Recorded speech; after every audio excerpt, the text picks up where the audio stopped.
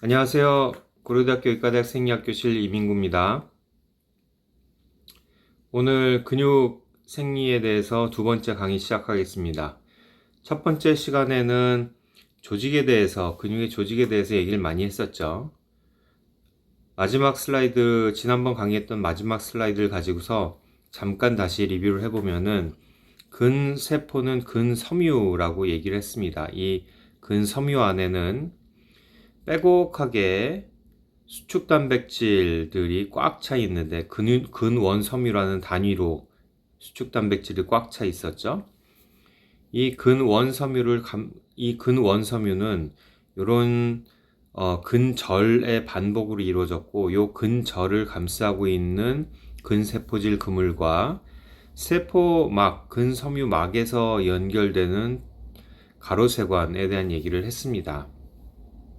자, 이런 근섬유 안에 있는 수축 단백질, 세포막, 가로세관, 근세포질 그물, 이런 것들이 어떤 조합을 이루면서 기능으로 연결돼서 근원섬유 안에 있는 수축 단백질이 수축과 이완을 반복을 하는지에 대해서 설명을 하는 것이 근육 생리의 가장 중요한 핵심적인 요소이기도 합니다. 이번 시간에는 그 수축 단백질이 어떻게 수축을 하는지까지 설명하도록 하겠습니다.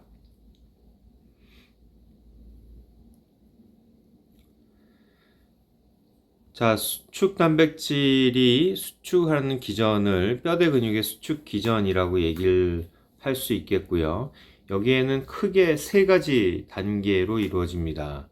첫 번째가 요 단계인데, 운동신경에서 근섬유막으로 신호를 전달하는 역할, 이 과정에 대해서 첫 번째고요. 두 번째는 근섬유막으로 신호가 전달됐는데 얘네들이 근원섬유, 즉 세포 근섬유 안에 있는 수축 단백질에게 어떻게 명령을 내리는지가 두 번째가 되겠고요. 세 번째는 수축 단백질들이 서로 상호작용으로 수축 과정이 계속 돌아가는 요 사이클 과정, 요게 세 단계로 설명을 하도록 하겠습니다. 다시 간략하게 설명을 하면은, 첫 번째, 운동신경과 근섬유막과의 사이에서 일어나는 거를 신경 근접합이란 얘기로 할 수 있고, 두 번째는 근섬유막의 신호가 안쪽으로 들어와서 근세포질 그물에 신호를 전달함으로써 그 신호가 근섬유 단백질, 수축 단백질에 명령을 내리는 과정을 흥분 수축 연결이라고 얘기를 합니다. 흥분이라고 하는 세포막에서 일어나는 거고, 그 다음 세포막에 있는 근섬유 막에서 일어나는 게 어떤 식으로 명령을 내리는지 그 연결에 대한 거고요. 세 번째는 근육 수축의 활주설인데요. 활주설인데 이거는 가는 섬유와 굵은 섬유, 근원섬유 안에 있는 가는 섬유와 굵은 섬유가 어떤 상호작용으로 인해서 활주가 일어난 슬라이딩, 이렇게 서로 안으로 겹쳐지면서 들어가면서 근육의 길이가 짧아지는지, 수축의 기전이죠. 그거를 설명하는 근육 수축의 활주설에 대해서 설명하도록 하겠습니다. 자, 뼈대 근육의 수축 기전을 설명을 하면은 처음에 미세 구조에 대해서 잠깐 다시 한번 설명하도록 하겠습니다. 자, 요 전자현미경 사진입니다. 고배율로 본 거죠. 자, 이것들이 이제 근섬유죠. 근세포입니다. 보면은 가로 무늬가 이런 식으로 보이죠. 뼈대 근육이란 걸 알 수 있고요. 여기에 하얗게 되어 있는 요게 신경, 운동신경입니다. 운동신경이 이 위로는 이제 뇌에 연결이 되어 있겠죠. 그 전에 이제 척수에 연결이 됐을 테고, 이 운동신경이 근섬유에 다다라서는 이렇게 쫙 하고 퍼져 있는 그런 모습을 보입니다. 요거를 신경말단이라고 얘기를 합니다. 신경말단, 너브 터미널이라고 하고, 요 전자현미경 사진을 모식도로 그리면은 요게 이제 운동신경이죠. 운동신경이 이렇게 나와 있으면은 운동신경을 근섬유가 받아들일 때 받아들이는 요 부분엔 이런 식으로 안쪽으로 이렇게 함몰이 되어 있는, 왜 함몰이 되어 있냐면은 기능적으로는 쫙 펼치면 굉장히 넓은 표면적이 나오겠죠. 운동신경에서 나오는 신호를 하나도 안 놓치고 다 받아들이기 위해서는 받는 부분의 표면적을 넓히는 그런 기능이라고 생각하면, 구조라고 생각하면 됩니다. 그렇기 때문에 구불구불 함몰된 구조로 근세포막이 되어 있고요. 또 하나 특징은 다른 곳에는 없는데 여기에는 미토콘드리아가 굉장히 많습니다. 이 미토콘드리아는 에너지, ATP, 앞으로 에너지는 ATP로 하겠습니다. 에너지를 생성하는 그런 기능을 하는 그런 세포 소기관인데 여기에 밀집되어 있고, 또 신경의 말단에도 굉장히 밀집되어 있는 그런 모습을 볼 수가 있죠. 이 얘기는 이곳에서 에너지를 굉장히 많이 사용하고 있다는 얘기입니다. 뭔가 무슨 일이든 굉장히 많이 일어나고 있다는 거죠. 그리고 세 번째 특징은 신경막과 근세포막이 거의 붙어 있습니다. 들러붙어 있지는 않고 살짝 공간을 띄고 있습니다. 여기는 공간도 없이 표현을 했는데 살짝 공간을 띄고 있는, 굉장히 밀접하게 붙어 있다. 그런 밀접하게 붙어 있는 모습을 신경근접합이라고 얘기를 합니다. 신경은 운동신경이고요. 근은 근섬유막입니다. 이 두 개가 구조가 굉장히 밀접하게 붙어 있는데 이 주변에는 미토콘드리아가 굉장히 많고 근섬유막 쪽에는 구불구불 함몰된 구조로 되어 있습니다. 이런 구조에서 어떤 일이 일어나는지 세 단계로 얘기를 한다면, 첫 번째는 운동신경 말단에서 일어나는 일은,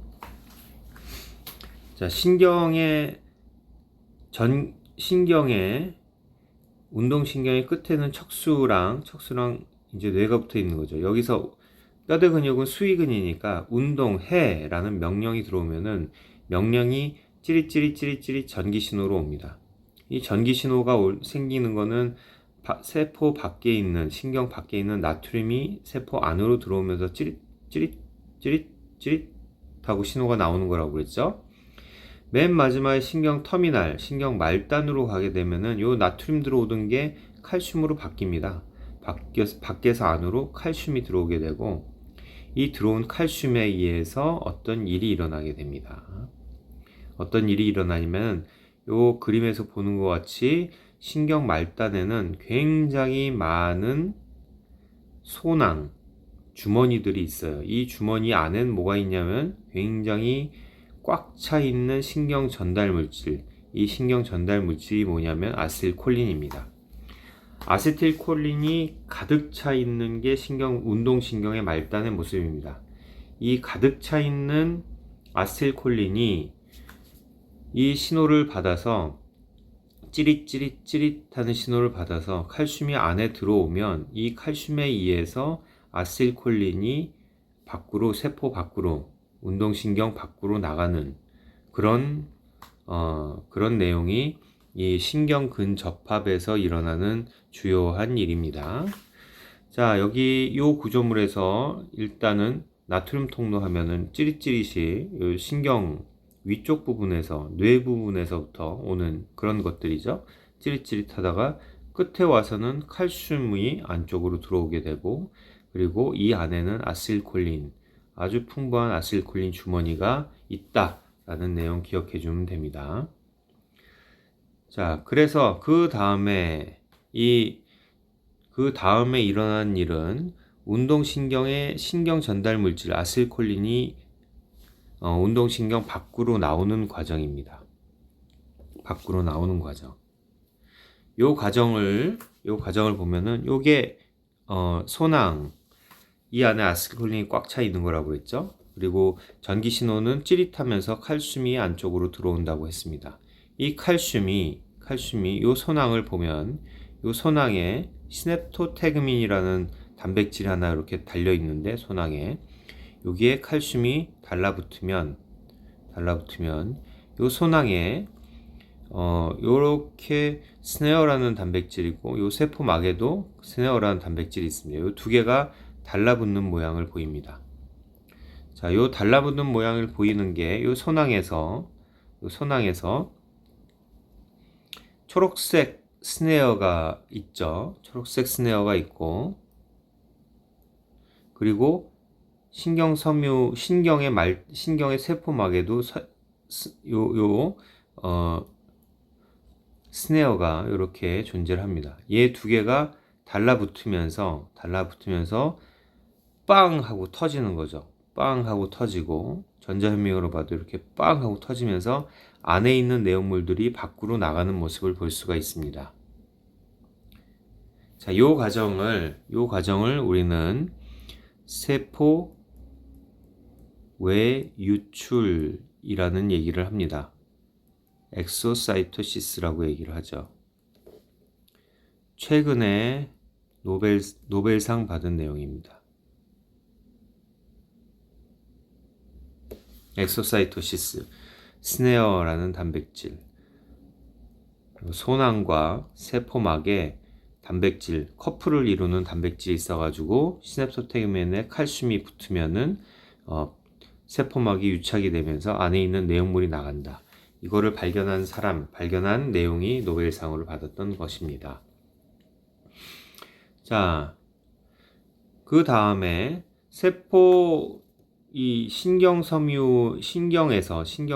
신경세포에서 세포막으로 유출돼서 나오는 이 아세틸콜린을 우리는 신경 전달 물질이라고 얘기를 합니다.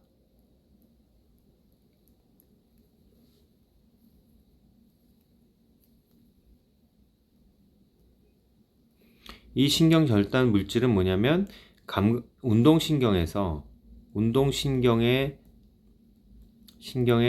전기적 신호가 신경 전달 물질의 화학적 신호로 바뀌는 과정이에요. 아세틸콜린이나 화학 물질로 바뀌는 과정입니다. 요게 이제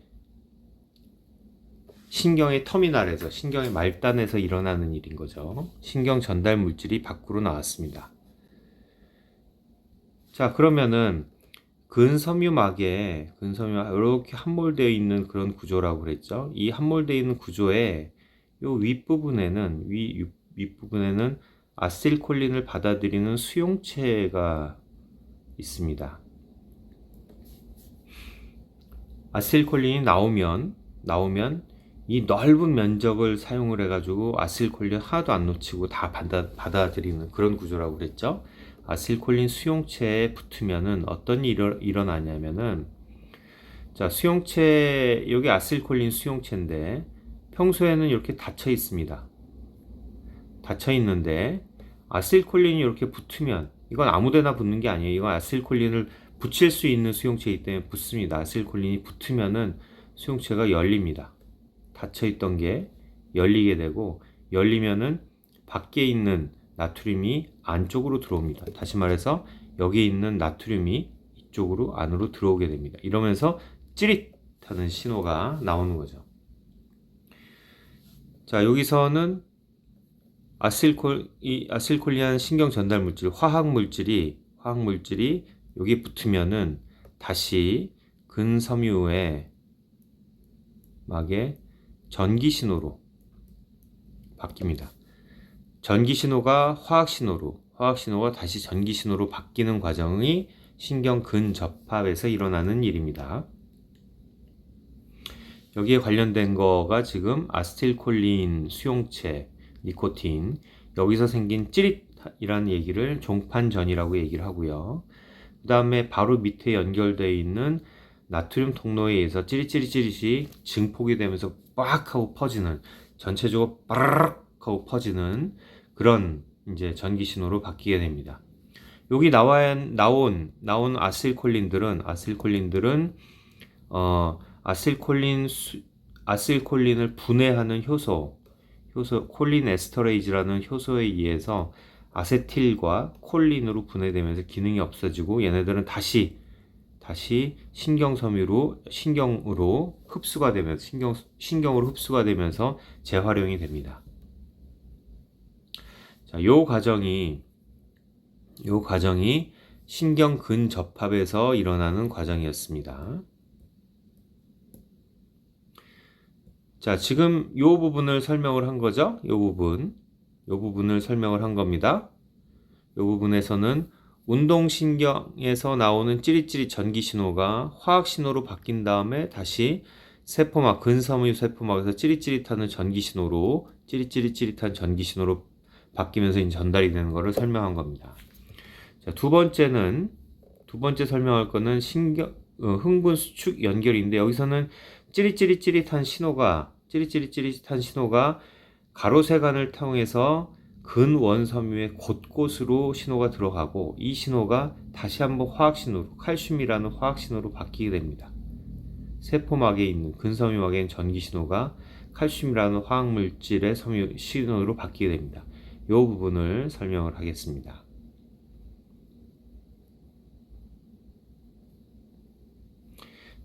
자, 그 내용을 우리는 흥분 수축 연결이라고 하고요. 흥분은 근섬유막이 전기적으로 찌릿하고 흥분했다는 그 흥분이고, 그 흥분이 어떻게 수축에 연결이 되는지를 설명하는 거라고 생각하면 됩니다.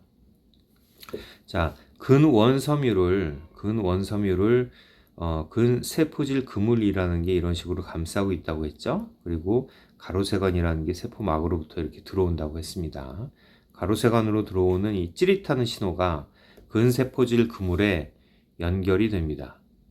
이런 식으로 연결이 돼서 크게는 근세포질 그물이라고 하는 것은 칼슘을 세포질 내에 많이 갖고 있는 부분입니다. 그러니까 근섬유 안에 근세포질 그물은 그 안에 칼슘을 굉장히 많이 갖고 있고, 반면에 근세포 안쪽에 근섬유 안쪽에 이쪽에는 칼슘이 없습니다. 세포 안에 있는 칼슘은 모두 다 근세포질 그물 안에 갇혀 있는 그런 모습입니다. 자, 여기서 신호가 들어오면, 전기 신호가 찌릿하고 들어오면은 근세포질 그물에 있는 칼슘이 찍 하고 나오고 다시 세포질 그물로 흡수해서 들어가는 요 과정이 일어나게 됩니다.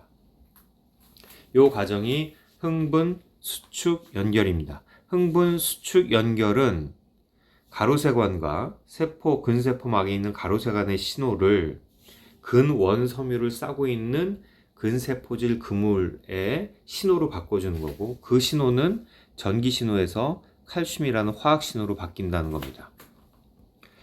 자, 여기 아주 그냥 직관적으로 그림을 그렸는데, 근세포질 그물에는 라이아노딘이라는 이 통로가 있습니다. 그리고 가로세관에는 디하이드로피리딘이라는 통로가 있습니다. 이 두 개가 직접 연결이 되어 있는 모습입니다. 자, 이거는 앞에 잠깐 조직을 보게 되면은, 자, 여기서 설명했던 내용이죠. 디하이드로피리딘 수용체와 라이아노딘 수용체가 근세포질 그물과 디하이드로피리딘은 이쪽 가로세관 쪽에 있어서 1대1로 이렇게 연결되어 있는 것을 보여줬습니다. 자, 요 연결이 어떤 식으로 기능을 하냐면은, 자, 전기 신호가 가로세관을 타서 쭉 전기신호 찌릿하고 오면은 얘가 라이아노딘 수용체라는 거를 얘가 원래 이렇게 막혀 있었죠. 막혀 있던 거를 뽕 하고 뚫어줍니다. 그러면은 이 안에 있던 칼슘이 밖으로 쭉 하고 찍 하고 나오는데, 찌릿이 찍 하고 나오는데, 이 내용이 칼슘 농도가 1000배 이상 높아지도록 굉장히 많은 양의 칼슘이 나오는 거죠. 이 안에는, 근세포질 그물 안에는 이쪽에 있는 근세포 안에는 칼슘이 없고, 이 안에 있는 칼슘이 모두 다 이 안에 들어있다고 그랬잖아요. 이 안에 칼슘의 농도가 너무 높게 유지가 되어 있습니다. 이 상태에서 마개가 뻑하고 빠지니까, 라이아노딘 수용체라는 것에서 마개가 뻑하고 빠지니까 이 안에 있는 칼슘이 어마어마하게 많은 양이 순식간에 쏟아져 나오는 그런 양상이라고 생각하면 됩니다. 그래서 전기가 찌릿찌릿 하는 게 근세포질 그물에 칼슘을 찍 하고 쏟아내는 그런 내용이, 그런 과정을 흥분수축 연결이라고 합니다. 흥분수축 연결에 의해서 연결해서 찌릿하는 신호는 여기입니다. 여기 찌릿하는 신호는 찍하는 칼슘 신호로 바뀌게 되고, 그리고 일단 나온 칼슘은 다시 에너지를 사용하면서 근세포질 그물 안으로 다시 갖고 들어옵니다. 자, 다시 한번 설명하겠습니다. 액션 포텐셜이라고 하는 찌릿하는 근섬유 막에 있는 신호가 가로세관을 통해서 오면서 라노딘 수용체, 디하이드론 피리딘 수용체의 연결로 마개를 뽕 하고 뽑으면은 근세포질 그물 안에 있는 칼슘이 찍 하고 나오게 되죠. 그리고 이 칼슘은 뭔가 일을 하고, 그리고 다시 에너지를 사용해 가지고 근세포질 그물로 다시 들어갑니다.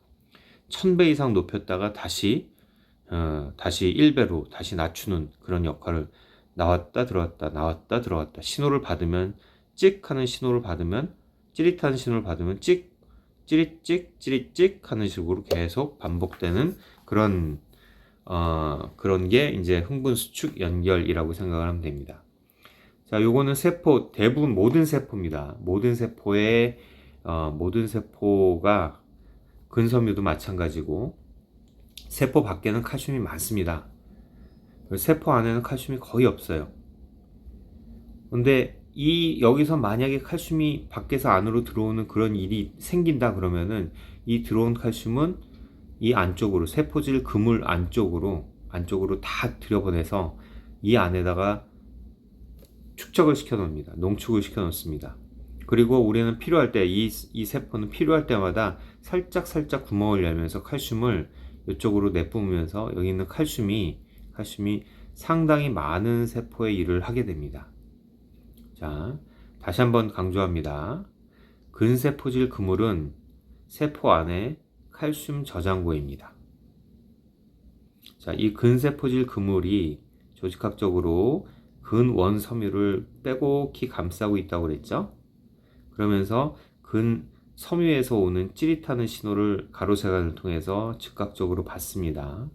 이 근세포질 그물은 뭐냐면은 칼슘을 저장을 하고 있다가 찌릿하는 신호가 오면 찍 하고 칼슘을 근원섬유 안쪽으로 쏴주는 그런 역할을 하는 겁니다.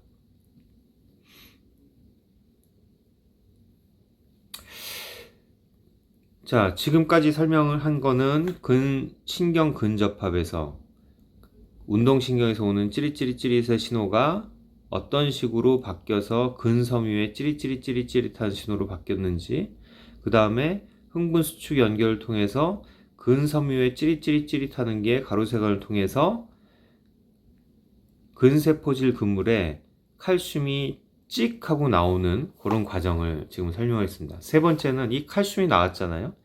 이 칼슘이 나왔으면은 이 칼슘이 도대체 왜 칼슘이 뭐길래 신호가 되고 이 굵은 섬유와 가는 섬유의 화학적인 작용을 일으켜서 근육이 수축을 하게 되는지, 가는 섬유와 굵은 섬유가 반응을 하게 되는지를 설명을 하겠습니다. 근육 수축의 활주설이라고 얘기를 합니다.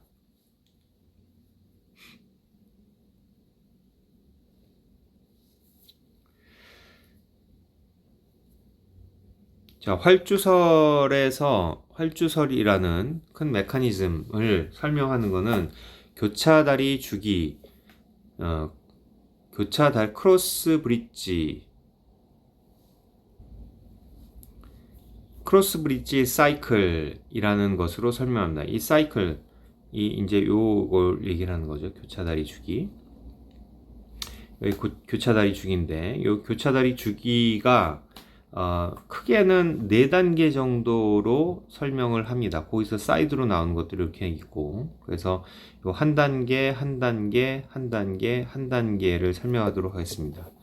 최종적으로 교차다리 주기 하는 동안에 요 굵은 섬유의 콩나물 대가리와 가는 섬유의 액틴들이 어떤 식으로 반응을 해서 얘가 이런 식으로 슬라이딩을 해서 들어가면서 길이가 짧아지는지, 여기에 근절이라면 근절이 슬라이딩을 하면서 이렇게 활주를 해서 들어가는, 천천히 길이가 짧아지는 거죠.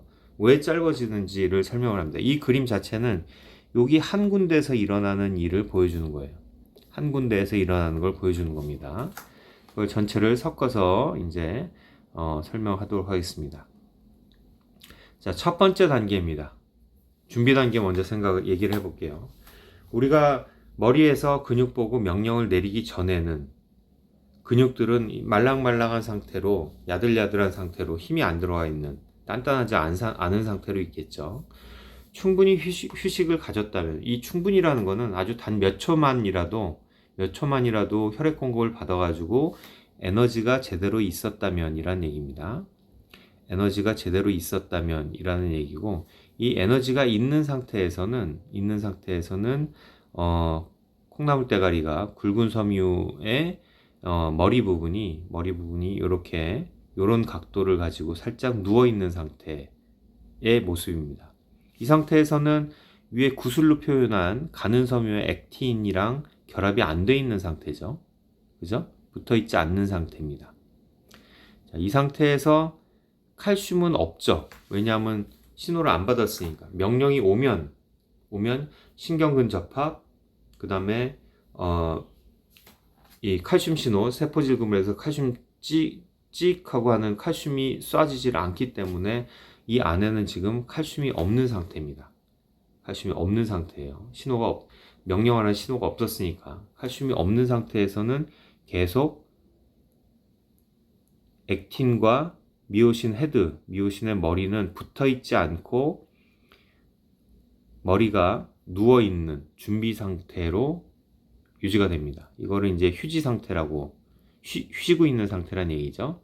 쉬고 있는 상태로 유지가 됐다가 이제 칼슘이 들어옵니다. 칼슘이 들어왔어요.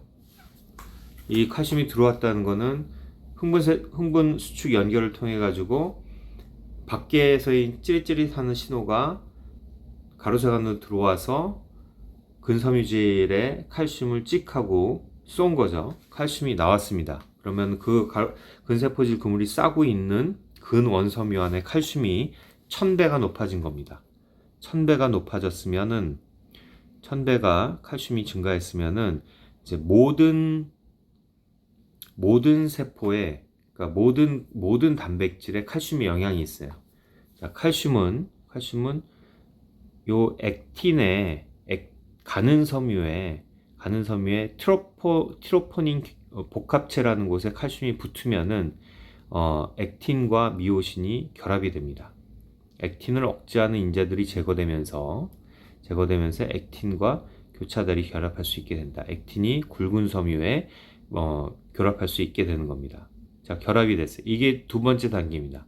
첫 번째 단계는 에너지를 갖고 있는 상태에서 편안하게 누워있던 콩나물 대가리가 칼슘을 명령을 받은 거죠. 머리로부터 명령을 받아가지고 수축해 라는 명령을 받으면 칼슘이 올라가고 깜짝 놀라가지고 액틴에 달라붙게 됩니다. 달라붙는 이유는 액틴에 칼슘이 붙어서 그래요. 액틴에 칼슘이 붙으면은 이제 얘네 둘이 결합할 수 있는 상태가 됩니다. 칼슘이 있으면은 가는 섬유와 굵은 섬유가 붙었습니다.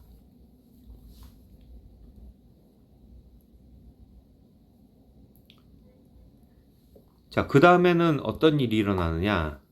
그 다음에 일어나는 거는 이 편하게 누워있던 머리가 앞으로 스트로킹을 합니다. 파워 스트로크를 해요. 뭐 영어로 쓰는 게 뭔 의미가 있을지 모르겠지만 파워 스트로크, 보통 우리가 교차다리 주기를 얘기할 땐 파워 스트로크 얘기를 합니다. 이때 일어나는 일은 에너지를 에너지를 여기 농축돼 있던 에너지가 빵 하고 터져 나가면서 떨어지면서 에너지를 소모하면서 콩나물대가리가 누워있던 게 툭 하고 이제 스트로크를 탁 하고 칩니다. 탁 하고 치는데 이 위에 뭐가 달려있죠? 이 위에는 액틴이 지금 가는 섬유가 붙어 있는 거죠. 가는 섬유를 틱 하고 앞으로 미는 겁니다. 가는 섬유가 덩달아서 앞으로 당겨진 거죠. 안쪽으로. 앞으로가 아니라 안쪽으로 당겨진 거죠. 자, 이 모습을 다시 한번 볼까요? 자, 이 상태에서 얘가 요 콩나물 대가리가 안쪽으로 띵 하고 치면은 요 가는 섬유도 요쪽으로 팅 하고 안쪽으로 당겨지겠죠. 반대쪽 이쪽은 얘가 이쪽으로 스트로크를 하니까는 가는 섬유도 이쪽으로 수축을 하고, 그래서 결국은 이게 이제 이런 식으로 짧아지는 거겠죠. 여기 이 긴 거에서 이만큼에서 이만큼으로 짧아지게 되는 그런 역할을 하게 되는 거죠. 그 과정을 지금 설명하고 있는 겁니다. 자, 파워 스트로크에 의해서 에너지를 사용해서 이 콩나물 대가리가 미오신 헤드가 안쪽으로 스트로크를 하면은 달려있던 붙어있던 액틴 가는 사슬이 안쪽으로 이동을 하게 됩니다. 이 과정에서는 붙어있던 에너지가 사용이 되는 거예요. 응축돼 있던 에너지가 사용이 되는, 스프링을 쭉 하고 당겨놨다가 땅 하는 순간 땅 하고 치는 것처럼 사용이 된 겁니다. 에너지가. 자, 요 과정에서 그 다음에 과정은, 그러면 에너지를 썼어. 에너지를 쓰면은 여기에 지금 우리는 이 주변에 ATP가 있잖아요. 주변에 ATP가 있으면은 ATP가 다시 콩나물 대가리에 달라붙습니다. 달라붙으면 얘가 떨어져요. 왜냐면은 여기는 칼슘이 붙어 있지만, 여전히 여기 칼슘이 붙어 있지만 ATP 자체가 붙으면서 이 결합력을 약화시키는 역할을 합니다. 그러면은 액틴, 가는 섬유와 굵은 섬유가 떨어지는 상태가 되겠죠. 떨어진 상태가 됩니다. 그런데 ATP가 없다. 이 근육은 지금 영양분을 충분히 공급받지 못했다. 또는 이 근육은 영양분이 고갈이 됐다. 그런 경우에는 얘가 떨어지질 않겠죠. 이 상태가 계속 유지가 됩니다. 이 상태가 계속 유지가 되는 거예요. 경직이 또는 강직이란 얘기를 많이 합니다. 쉽게는 쥐가 났다고도 얘기를 할 수가 있죠. 자, 요 단계에서 갈림길은 두 개입니다. ATP가 있냐? 추가적인 에너지가 있냐? 추가적인 에너지가 없냐? 요 두 가지로. 추가적인 에너지가 있으면 이 근육은 더 수축할 수 있는 추가적인 에너지가 있으면은 떨어지고 한 바퀴 돌 수 있는 사이클로 들어가고, 에너지가 없으면 떨어지질 않고 여기서 고착된 상태로 머무르게 됩니다. 자, 에너지가 없다 라는 거는 죽었다, 또는 에너지가 없다, 다 썼다. 요거를 사후강직, 요거를 쥐났다,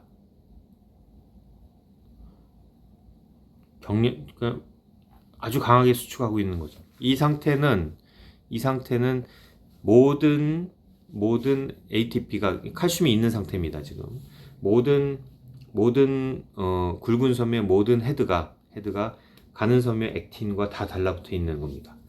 아마 강직이 일어난 운동을 하다가 이제 강직이 일어났을 때 얼마나 단단하게 쥐가 나는지를 한번 당겨 보면은 아마 그 힘을 알 겁니다.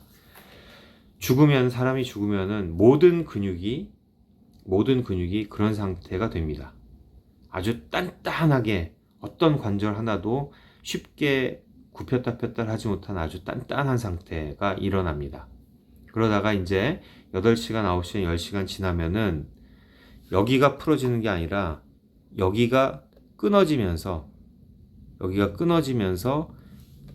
이제 축 하고 처지게 되는 거죠.